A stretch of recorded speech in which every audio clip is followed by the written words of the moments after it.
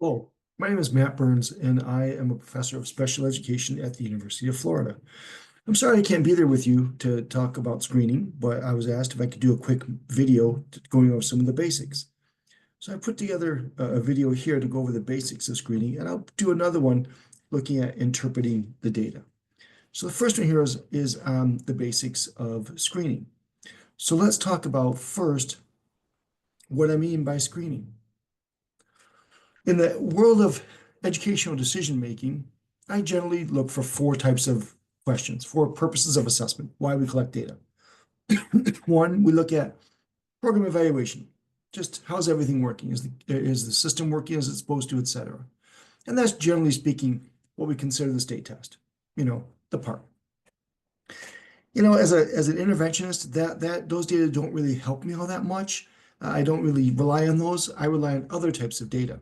First of all, you get the data too late. Usually, the screening happens and you get the data after it's too late to do anything about it. So screening is just simply which of my kids need help, which students are not meeting grade level expectations given universal instruction. So which kids need additional support. Once a child is identified as needing support, then we do collect additional data to see what the kids actually need. And then we monitor the progress. Excuse me. The data which we are collecting must match the purpose for which we are collecting it. It has to match the purpose for the question we are answering. And we do mismatches all the time. Let me show you an example. So step one, is it actually a screener? This is a study I did a few years ago, and I was in my office one day and looking at the new Fontes and Pinnell benchmark assessment system. When it came out, I do research on instructional level. So when something comes out that claims to assess the instructional level, I tend to take a look at it.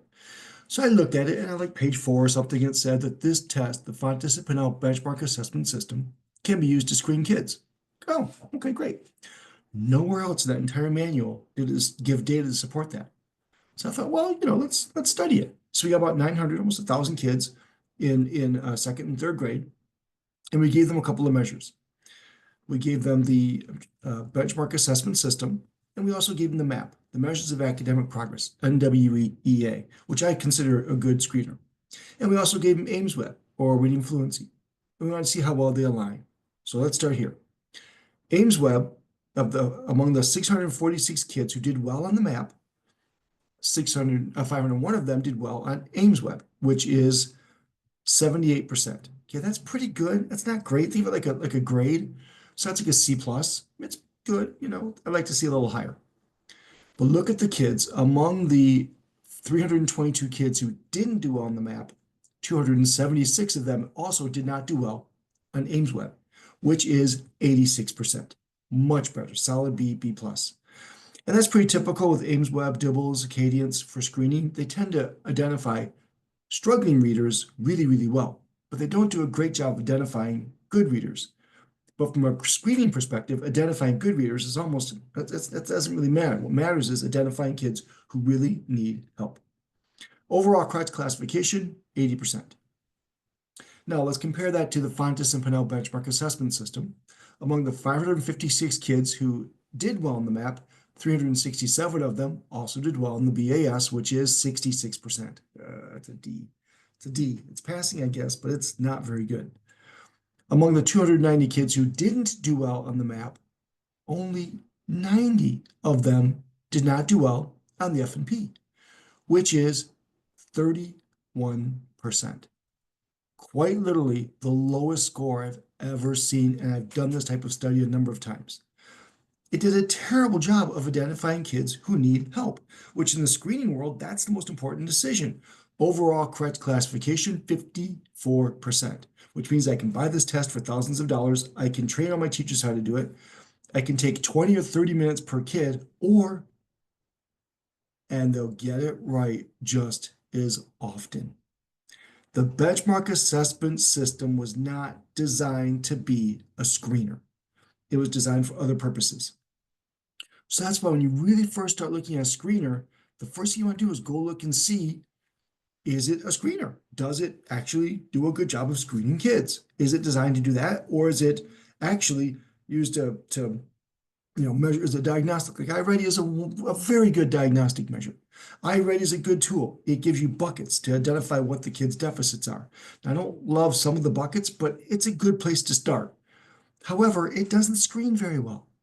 I tell if you use a measure for a purpose other than the purpose which was designed, your decisions could be based more on measurement error than student performance. So if you take iReady as a screener, I say look at the kids just above the cut point and assess them with something else really quick, just to be safe. STAR, NWA map, FastBridge A reading, those were all designed to be screeners. They do that really, really well. Now, teachers will push back at me and say, oh, I don't like STAR. It doesn't tell me how to help my kids. Correct. It's not supposed to. It has one job, to tell you which kids need help. That's it. And it does that really well. If you want to look at what type of help kids need, that's a different type of measure. I would argue STAR, MAP, A reading, all solid screeners, don't really do a good job of telling you what your kids actually need. Those strand scores you get, like in STAR, you get a strand score for phonemic awareness, for whatever, word reading. Those are based on item response theory, which means that some of those individual strand scores are too unreliable for individual kids, because it's very possible a kid gets a score in one of those strand scores that they didn't take a single item. So it's oftentimes those strand scores in the screener are too unreliable to make decisions about individual kids. If a classroom teacher looks and says, wow, on average, my kids are doing low on phonemic awareness, great. That's a group score that's much more reliable. But the only score I look at for MAP, NWA, MAP STAR, or A reading is that overall reading or math score, because that's what that test was designed to do. So step one, is it a screener? Step two, does it screen what you want it to? Well, that seems pretty straightforward, but let's take a look. So we looked at the Shaywitz dyslexia screen. Now, I don't think you're looking at dyslexia screening right now. That's the conversation, but this is a good example. This is a commonly used test written by Sally Shaywitz, who's one of my heroes, the Connecticut longitudinal study. Like she's fabulous. She does great work. This is a quick little 9-item screening measure, ratings measure that teachers use to screen for dyslexia with their kids. So again, we decided to study it. And we found was, so we gave all the kids the Shaywitz scale, and we gave them the comprehensive test of phonological processing, the phonological awareness quotient of that test. Okay, we're looking at dyslexia. Dyslexia is a core deficit in the basic deficit in the four core phonological aspects of reading, phonological awareness. So we decided to assess that. So among the 48 kids that had good phonemic awareness or phonological awareness, among the 48 kids who had good phonological awareness, 27 of them scored well in the Shaywitz, which is 56%. Among the 51 kids who didn't do well, who demonstrated a deficit in phonological awareness, only 18 of them were identified by the Shaywitz, which is 35%. Again, quite low. Overall correct classification, 45%. It just doesn't do a good job. Now let's compare that to Dibbles. We use the Dibbles composite with these kids and same, use the C-top again. And we see that here, among the 50 kids who did well on the C-top, who demonstrated good phonological awareness, that 17 of them, 17 of them did well, which is 33% did well, 33 of them, which is 66%. Okay. So among these 50 kids, 33 did well, 66%. Again, Dibbles does not do a good job of identifying good readers. More importantly, in my opinion, among the 51 kids who were at risk, 46 of them were identified as at risk by Dibbles, which is 90%. Much better. The best screener for dyslexia is probably a measure of reading. We're spending all these money on buying additional screeners and such, but I would argue this is probably Dibbles and other quick reading measures are better screeners for dyslexia than most measures that supposedly screen for dyslexia. And then Rand, real quickly, I know lots of states are considering rapid automatized naming. Here's a great meta-analysis of rapid automatized naming and its relationship to reading. And just correlated it, about 0.42 to 0.49.